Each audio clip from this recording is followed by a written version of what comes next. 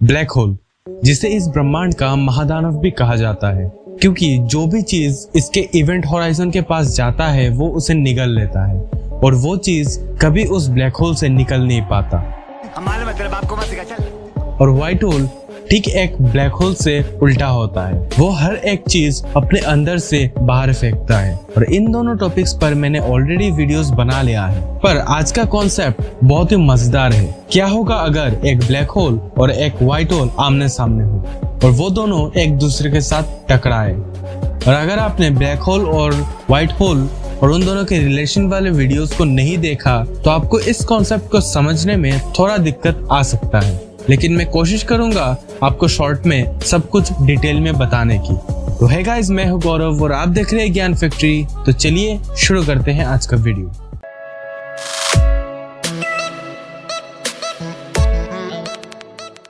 तो इस कॉन्सेप्ट को समझने के लिए हमें पहले ब्लैक होल और व्हाइट होल के प्रॉपर्टीज और उनके बीच कुछ रिलेशंस के थ्योरीज को हमें जानना पड़ेगा।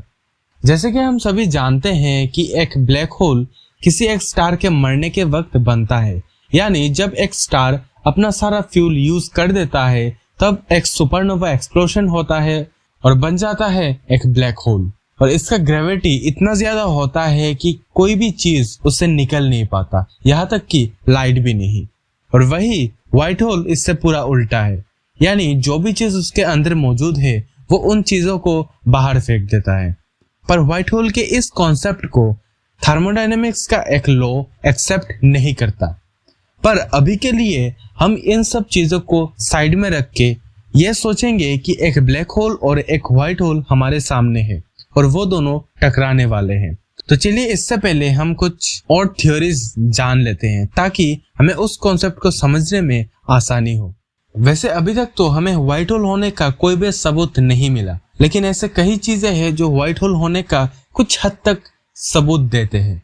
ब्लैक होल का प्रेडिक्शन भी आइंस्टाइन ने कई सालों पहले कर दिया था, लेकिन तब हमने वो चीज प्रूफ नहीं किया और हमारे पास आज ब्लैक होल का इमेज भी है, यानी आइंस्टाइन सच थे और आइंस्टाइन ने व्हाइट होल का कॉन्सेप्ट भी हमारे सामने रखा था। तो शायद यह भी पॉसिबल हो सकता है। अब इन दोनों में रिलेशन क्या है? अब व्हाइट होल का ये कॉन्सेप्ट सच मानने के लिए हमें व्हाइट होल को ब्लैक होल के साथ कनेक्ट करना ही पड़ेगा। पहला थ्योरी जो ये कहता है कि ब्लैक होल और व्हाइट होल वर्म होल का दो एंड है, यानी अगर हम ब्लैक होल से घुसे तो व्हाइट होल से निकलेंगे। ये कॉन्सेप्ट रियल लाइफ में इम्पॉसिबल लगता है, लेकिन अभी का जो मैं थ्योरी बताने जा रहा हूँ वो कहीं हद तक रियल लगता है। जैसे कि मैंने पहले कहा था कि ब्लैक होल हर एक चीज निकल लेता है और ब्लैक होल जितना निकलेगा उसका साइज और साथ ही साथ उसका मास भी बढ़ता रहेगा। लेकिन कब तक? दोस्तों ये तो हम नहीं जानते कि कब तक वो ये सब निकलता रहेगा, क्योंकि ब्लैक होल के सामने जो कुछ भी आता है वो निकलता रहता है। यहाँ तक कि अगर हम पूरे यूनिवर्स को ही ब्लैक होल के सामने रख दे तो वो पूरा यूनिवर्स को निकल सकता है। लेकिन हम ये भी जानते हैं कि इस ब्रह्मांड में कोई भी चीज हमेशा के लिए नहीं रहता, हर एक चीज का अंत जरूर होता है और ब्लैक होल का भी अंत जरूर होता होगा। और इस बात से कई साइंटिस्ट ये कहते हैं कि ब्लैक होल के अंत टाइम पर वो व्हाइट होल बन के सब कुछ जो निकला था वो बाहर फेंक देता है और वो सब रेडिएशन के जरिए फेंकता है। और उस रेडिएशन को स्टीफन हॉकिंग ने एक्सप्लेन किया था, इसलिए हम उस रेडिएशन को हॉकिंग्स रेडिएशन कहते हैं। तो दोस्तों ये जो कॉन्सेप्ट है ये रियलिस्टिक लगता है, लेकिन हम दोनों कॉन्सेप्ट्स को यानी दोनों थ्योरीज को black hole versus white hole concept के साथ ट्राई करके देखेंगे। पहला कॉन्सेप्ट, अगर ब्लैक होल और व्हाइट होल वर्म होल का दो एंड है तो ऐसा होगा उस व्हाइट होल का और एक एंड होगा जो होगा ब्लैक होल, और ब्लैक होल जो निकलेगा वो व्हाइट होल के जरिए बाहर निकलेगा और उस व्हाइट होल से फिर से वो ब्लैक होल निकल लेगा और तब उस ब्लैक होल का दूसरा एंड यानी व्हाइट होल यानी दूसरे व्हाइट होल से वो सब निकल जाएगा।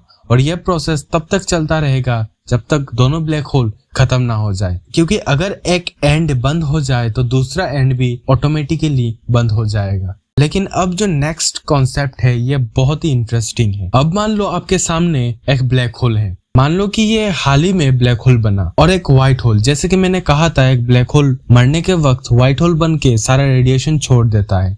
तो अब आप ये मान लीजिए कि ये व्हाइट होल अभी ब्लैक होल से कन्वर्ट हुआ है, तो अभी ये दोनों अपने प्रॉपर्टीज के अकॉर्डिंग काम करेंगे। मतलब व्हाइट होल का प्रॉपर्टी है कि वो अपने अंदर मौजूद सारा चीजें बाहर निकालना, और वो वही करेगा। और ब्लैक होल का प्रॉपर्टी है कि वो सारा चीजें अपने अंदर समा लेता है, वो सारा चीजें निगल लेता है। तो वो जो व्हाइट होल बाहर फेंकेगा वो सारा चीजें ब्लैक होल निगल लेगा। और जैसे कि मैंने थोड़ी देर पहले कहा कि ब्लैक होल जो कुछ भी निगलता है वो उसके मास और उसके साइज के साथ ऐड हो जाता है, और अभी इस केस में यही होगा। व्हाइट होल जो चीजें छोड़ेगा वो चीज ब्लैक होल अपने अंदर समा लेगा, और धीरे धीरे वो बड़ा होता जाएगा और उसका मास भी बढ़ता जाएगा। और यह प्रोसेस तब तक चलता रहेगा जब तक व्हाइट होल पूरा खत्म ना हो जाए। मतलब एक ऐसा टाइम आएगा जब व्हाइट होल के पास और कुछ नहीं रहेगा बाहर फेंकने के लिए। मतलब आसान भाषा में ये कहे तो एक ऐसा टाइम आएगा जब ब्लैक होल व्हाइट होल को पूरी तरह से निगल लेगा, और फिर वो व्हाइट होल जितने साइज का था और उसका मास जितना था वो सारा मास ब्लैक होल पे चला जाएगा, और वो ब्लैक होल कई गुना ज्यादा बड़ा और कई गुना ज्यादा मैसिव हो जाएगा। यानी वो ब्लैक होल अभी एक सुपर मैसिव ब्लैक होल बन चुका है।